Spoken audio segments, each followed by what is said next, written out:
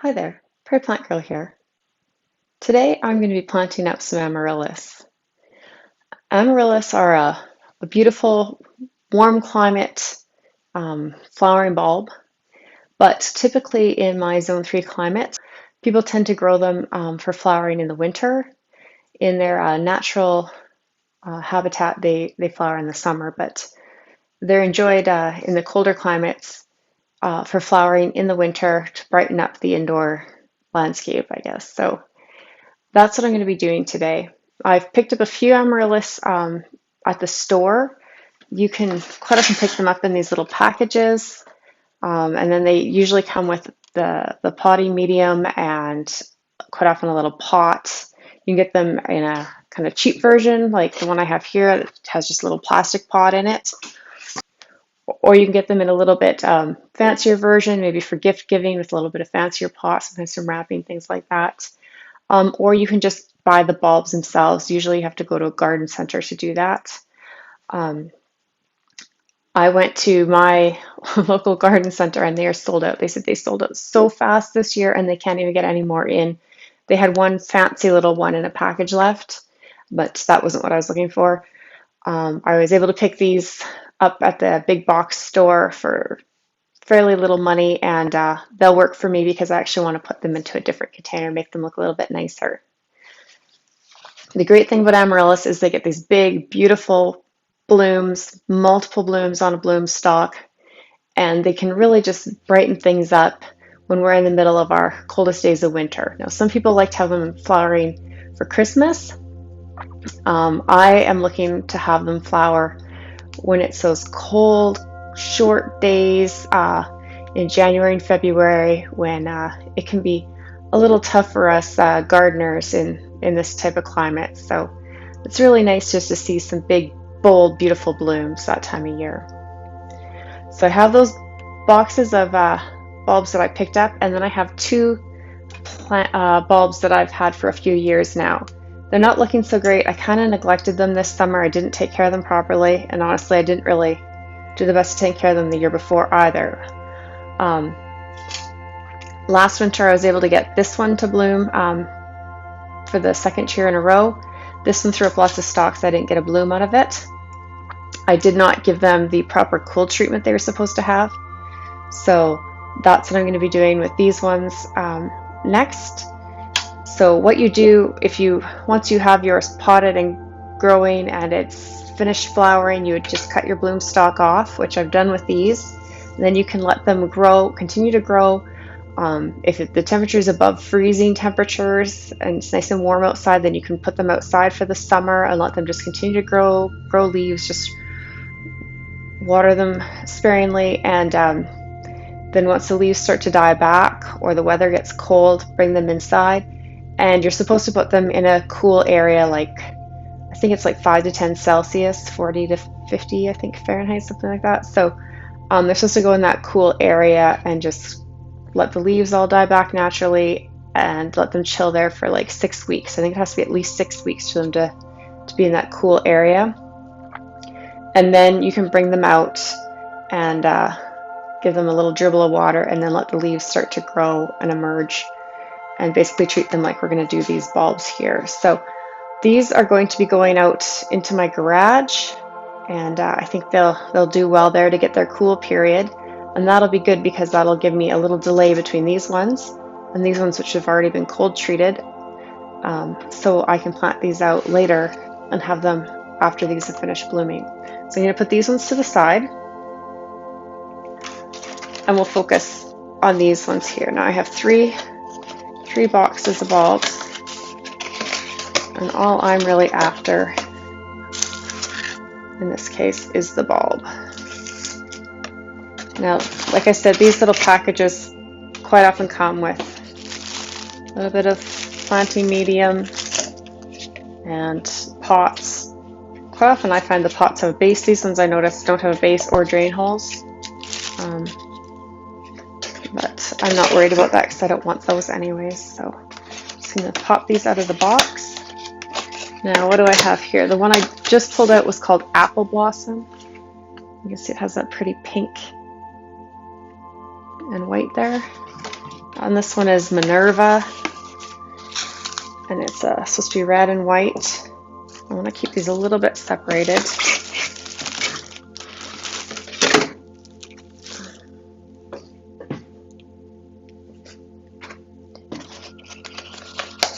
And this one here is called Red Lion. Pure red. I think that's what the one that flowered for me last year, if I recall. I think it was supposed to be something else. I can't even remember anymore. But it bloomed pure red anyways. It's supposed to be variegated. So I have my bulbs here. Okay, so it's easy to tell them apart because this apple blossom one, I'd say, is a good amount larger than the other two. They say the larger the bulb, the more bloom stalks you'll get out of it. And it looks like I have lots of nice leaves coming up here. They're starting to grow already. And the roots. Now, the instructions in the box said to soak the roots in warm water. I've never done that. I don't think it's totally necessary. But let's see if we can make something a little bit pretty to put these in. So I have this container. Looks a little rough on the inside, but it's pretty on the outside, and hopefully you can see there's a drain hole there. I just drilled a hole in the bottom. And we'll use this soil because they supplied it, so we may as well use it.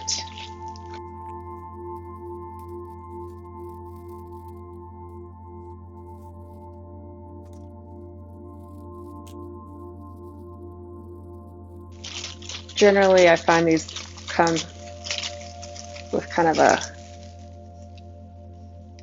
cocoa or peat-based mix. I think this might be a cocoa coir. I'll mix this one. It says potting soil, but this doesn't look like potting soil.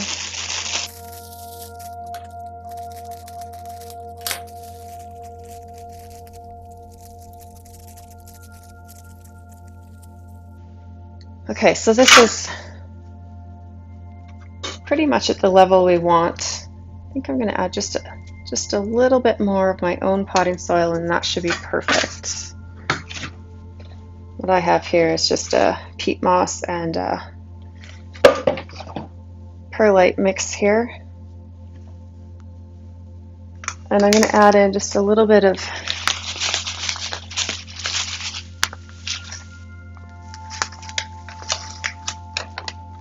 bone meal and blood meal.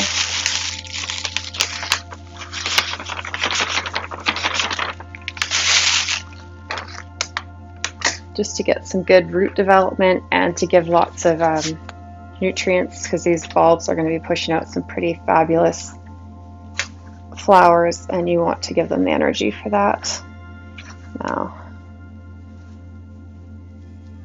it just says to use a rich soil.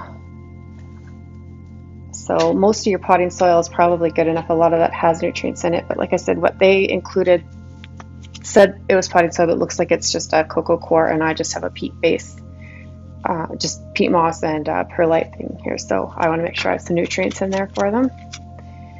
And now I'm just going to put these plants, the bulbs, in here, and I'm just going to nestle them down. I don't know if you can see here, this pot has holes in the sides here, so I want it low, which I think will look nice when the amaryllis starts to come up anyways. And amaryllis don't really need to be super deep, because you don't want to get soil and water down in all these layers of leaves and scaly kind of skin on them. So you just want them kind of buried up to that point.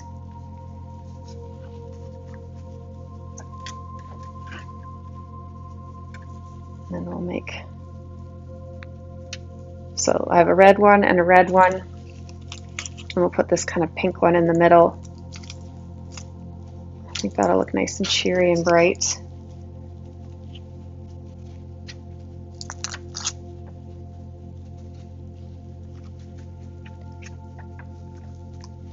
And then they don't really need a lot of water. I'll go and I'll just drizzle a little bit of water around the edge here.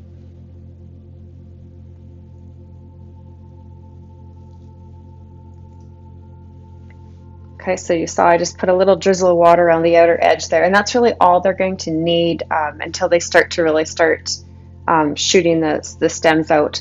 When you start to see some new growth happening, then you can just, again, just give them a little bit of water, once a week or so as the soil starts to get a little bit dried out.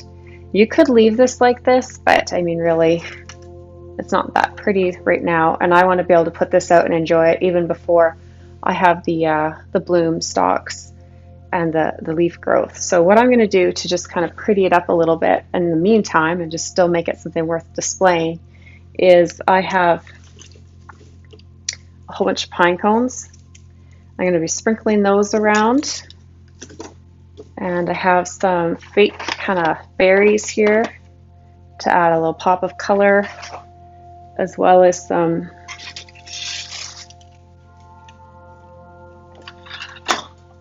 dogwood stems that I cut off my dogwood shrubs last year, and then I've just been saving them.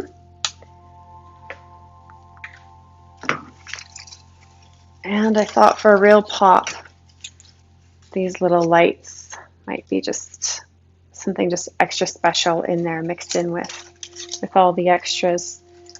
And I also have, I don't think I said, I have these little pot stakes I might stick in kind of up till Christmas. They're pretty Christmassy, and then after that I can take them out, and I think it'll still look seasonal without being, too Christmassy. And by then I should be starting to have lots of leaves coming up and should give it just a nice look. So I'm going to start with the pine cones. Most of these I just collected out at my parents'.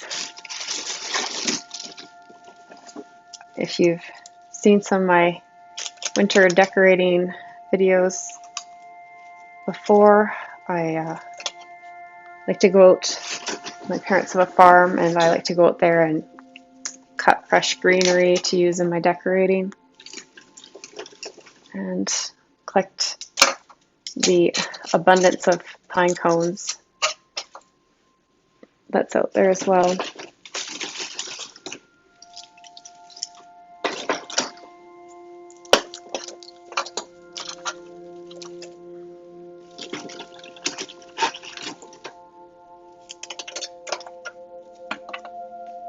I think that looks really nice with those in there. And the beauty of the pine cones is I can still water this a little bit with the water that it needs, and it won't hurt the pine cones at all.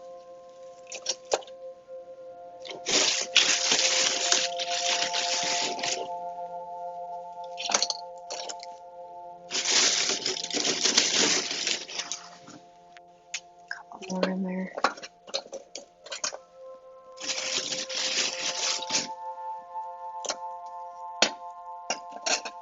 Pine cones open up too. So if you're going out collecting them, they might look like this really tight, tiny little things, and then once they dry out, they open up and they have this, I don't know, I just think they would have a lot more character this way. So, okay, now I think I'm going to take these lights and run them through and off their tube. So I'll have to be careful to kind of hide the battery pack where it can't get wet. So maybe I'll run it where this is going to sit. It'll be kind of against a wall. So if I make one side kind of the back, be able to kind of hide that.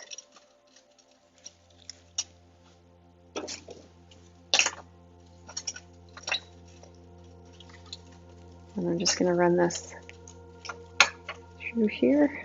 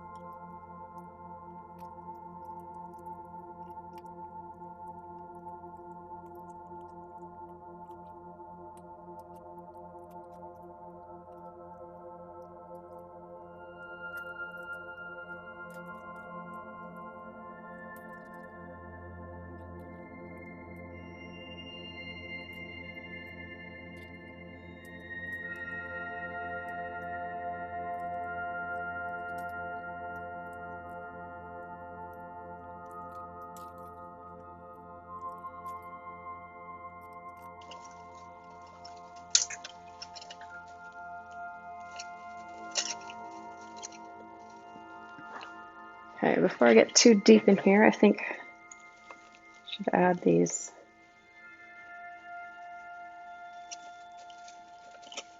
stems. My groups of 3 are usually the nicest way to do things like this, so maybe we'll do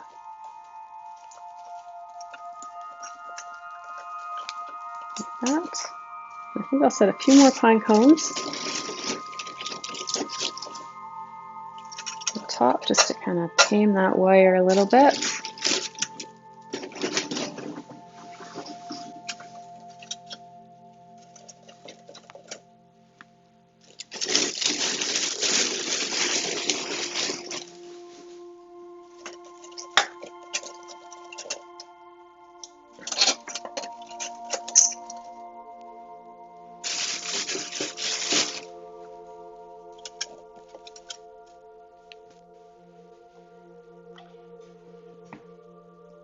I don't know if I need these guys in here or not, but we'll stick them in. I'm being careful when I stick these stick kind of things in to make sure I'm not going through the bulbs, obviously.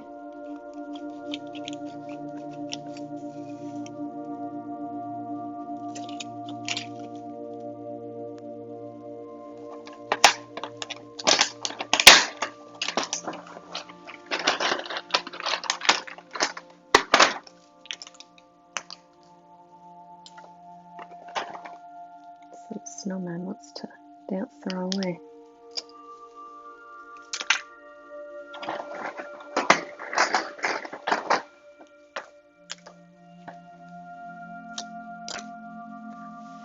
Okay, so I think this turned out pretty nice. I'm going to be putting this by my front door, just inside the house. I have a table at the front door, and I think if I set this out there, I'll put a little pot, not a pot, a saucer underneath that drain hole just in case. These don't need a lot of water, so I shouldn't have a lot of water draining out, but just in case, that'll catch that.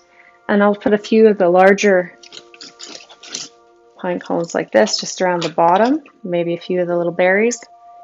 I think that'll be a nice little tablescape just to greet us as we come in the door, and just something to, you know, give us a little bit of cheer, especially as it's getting really cold and the days are really short there in the early part of the year there for us here. So I'm happy with how this turned out. Let me know what you think in the comments down below if you like to do things like this with your amaryllis. Like I said before, I'm going to take these 2 pots here. I don't know if you can see them. And I'm just going to set them like they are right now, just out in my garage where it's a little bit cooler, and just let them sit. They need to sit out there for 6 weeks, and then I'm just going to bring them in. And by that time, I should be getting close to having some blooms on these ones here. These ones will just go into that process of starting their 7 to 10 weeks before bloom. So it should be a nice transition from one group of blooms to another. So I'll keep you updated as to how this works out for me, and we'll see you in the next one. Thanks for watching. Bye.